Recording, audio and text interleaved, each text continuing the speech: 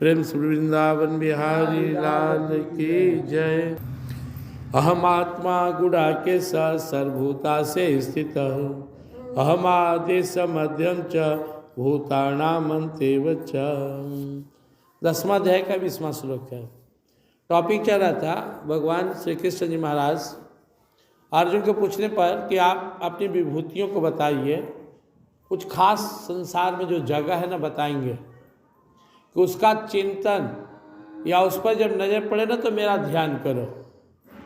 जैसे हम लोग किसी बच्चा को देखते हैं तो पूछते हैं किसका बेटा है, फलना का, तो उसका बाप का भी ध्यान आता है। उसी तरह हम जब भगवान के भक्तों को देखें तो भगवान की स्मृति हो, संतों को देखें, भगवान के मंदिर को देखें और भी भगवान से जुड़े या खास जो यहाँ भगवान वर्णन करेंगे।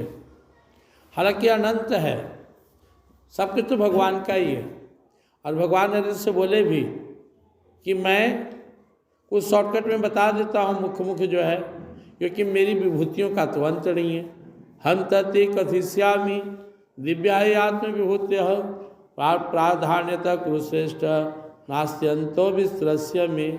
इसके पहले वाला श्लोक में भगवान बोले थे कि जो खास है प्राधान्यता, जो प्रधान है, मैं बता देता हूँ, क्योंकि मेरी विभूति जो है वो अनंत है, उसका विस्तार इतना है कि वर्णन ही नहीं हो सकता है, क्योंकि चराचर जगत तो भगवान का ही है।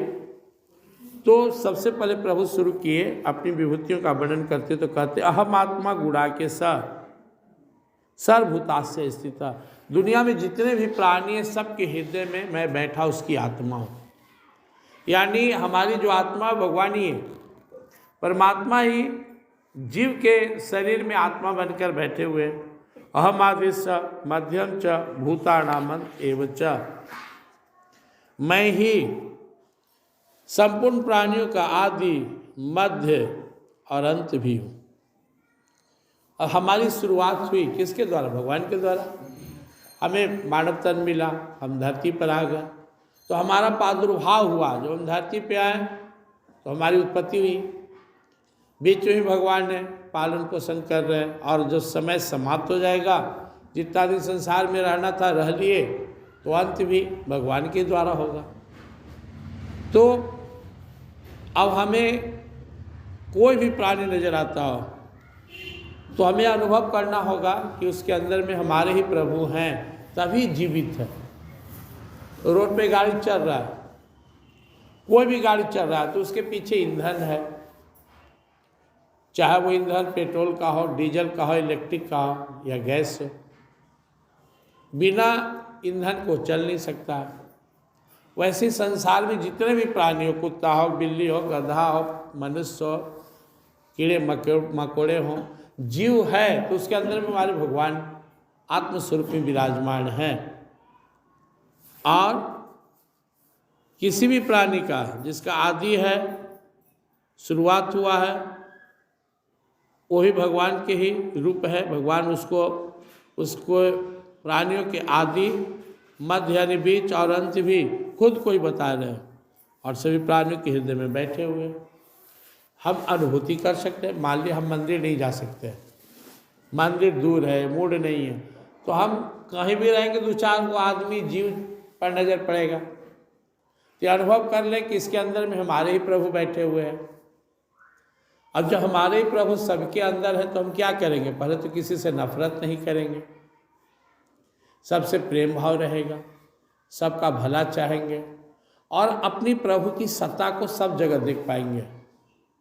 प्रभु नहीं तो कोई जीव नहीं रह सकता है, क्योंकि प्रभु अपने आप को सभी जीवों की आत्मा बताते हैं। अहम आत्मा गुडाकेश सर्वभूता से स्थित। अर्जुन में सारे जीवों के हृदय में बैठा उसकी आत्मा हो। अब वही परमात्मा जब निकल जाते हैं, जो आत्मस्वरूप में बैठे हुए हैं, तो जीव का बॉडी डेड हो गया, लाश हो गया, सब हो गया।